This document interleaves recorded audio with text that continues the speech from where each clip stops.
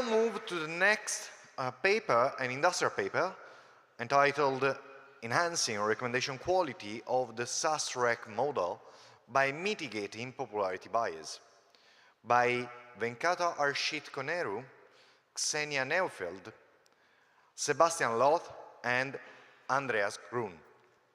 The presenter is Andreas Grün. Okay, thank you so much. Hi, everybody. I'm Andreas. I'm delighted to be here representing ZF today and walk with you through our experience in optimizing the SASRec model. First of all, I would like to thank you, my team here. You can see here. They have done all the work. A very good team of seasoned experts with different backgrounds, editorial backgrounds, technical, and all that stuff. And we are working since, for 6 years, roughly, on improving recommendations at ZDF, a public German broadcaster. And what's really interesting for us, and a very special challenge, is to do this adhering to our public service media remit. And this work would not be possible without the work of this fantastic team. ZDF Mediathek is the streaming service of ZDF.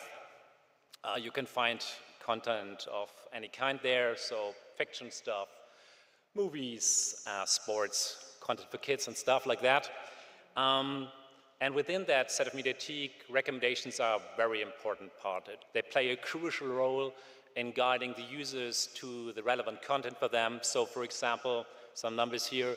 40% of the users of smart TV homepage recommendations are coming, viewing volume is coming from automated recommendations, and more like 40% of the users are using them. So really high numbers.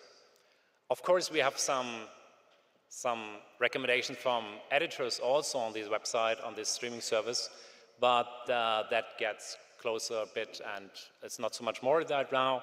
So we have live streams also. Users are using search still, but we're aiming for do so much automation and recommendations as possible, as we think this supports our public service media remit, and we can give more relevant recommendations to the users. What is of particular importance for us as public service broadcaster is transparency, and that's one of the reasons why we are here, and why we also put up this website here. Algorithmen.zdf.de. I'm really sorry this is currently available only in German, where we explain in very much detail what algorithms we are using, what data we are using, what data preparation we are undertaking for different use cases. So we want to be very specific so everybody can understand what's going on behind the scenes. And we're also contributing some part of the work as open source. And also it's very important to understand that even within ZDF Mediathek, there are so much different use cases of recommendations. So we try to explain on the right side here a list of use cases where we go into much detail. And on the lower right side, you can see the next video use case, which is especially important for us. Next video, obviously very important for a video platform. What video would be the next best to watch? And that is a question interesting also for users and for algorithms. And this use case is currently very important for us. So 35% of the viewing volume from automated recommendations come from this use case. And we have two different cases here. So for serial content, there's an obvious next video. That's the logical next episode. Very, very simple. 80% of the users encounter these recommendations and use them quite naturally. Not so much AI involved here, but the more interesting part is the right part, where we have, for example, documentaries, or we have news, and then we have AI in place and interesting models. And 40% of the users are using these recommendations, and 20% obviously using both of them. Yeah, and this is why we came to SASRec. We're using SASRec for quite a while, since March, for another use case, personalized recommendations with a complete slate that is generated by SASRec. And what was our motivation in improving SASRec? So SASRec, obviously, is a very good base algorithm, and we try, obviously, also to improve our business KPIs, like viewing volume and clicks and stuff. But also SASRec has a really big problem with popularity bias. And besides that, we also would try to achieve by reducing the popularity bias, and that was our hypothesis, that we could also maximize the relevance for different users by doing that. And so we started with the plain vanilla SASRec, invented 2018, and we were inspired by some advancement that were presented last year here at RecSys by, for example, Petrov McDonald, very interesting paper on GSASRec, and added something to the vanilla version of it. So first we used this generalized binary cross entropy loss and also top K sampling. That was the first variant, SASRec GBCE called here. And also we added some mixture of uniform and in-batch sampling, native sampling. And that was the second variant. And we, ran some experiments. We are quite used to do A/B testing on a regular basis. And after 32 days, we got some really quite impressive results. You can see here in the chart the popularity bias.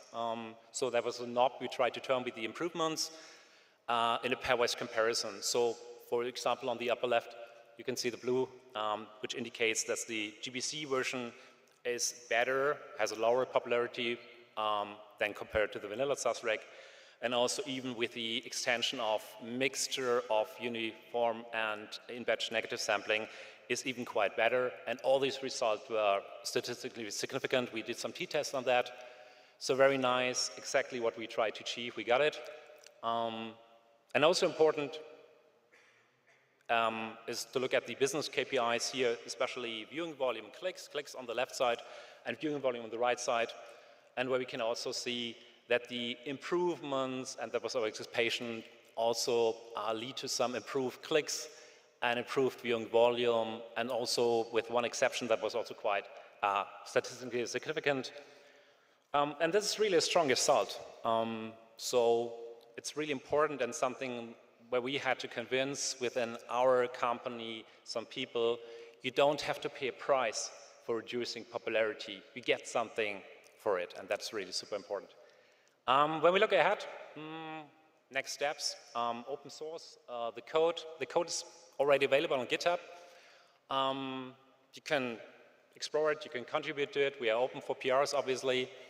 The next thing we would like to do is also provide some synthetic data so that you just don't have the code, but you also have some data to use and to be able to reproduce something due to data privacy concerns. That was something we would like to do with synthetic data.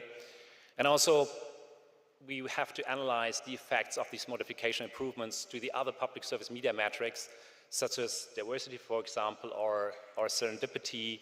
There's a whole framework we put in place in the last few years, and that is something we have to examine a bit closer, and also like to apply the improved model to some other use cases within set of Mediathek. There are a lot of use cases, so there would be a lot of places where you can also apply these.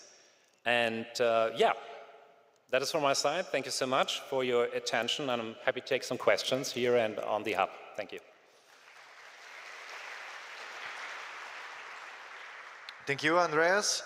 We have a couple of questions from the online audience, but please, from the physical part, don't be shy and be prepared to your question. The first one is by Robin Burke. You have invested a lot in algorithmic transparency, which is great. Do you have thoughts about how often users look at these pages and how they understand them? Yeah, that's really an issue, a hard question. So we linked this transparency page 1 million times on the website, so the people were really exposed to it, but we get some really low feedback on it. So I think I got 6 emails.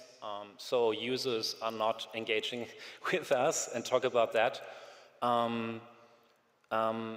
Is that bad? I don't know. I think people expect that we do it.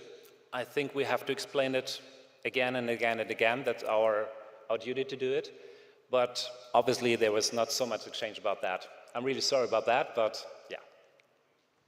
Okay, thank you. We have other questions, but we have run out of time. In particular, the questions by Bart and Alex are very interesting in Slido, so please check them out and reply to them. And of course, you will find him offline for chatting about the paper. So thank you, Andreas, again. Thank you.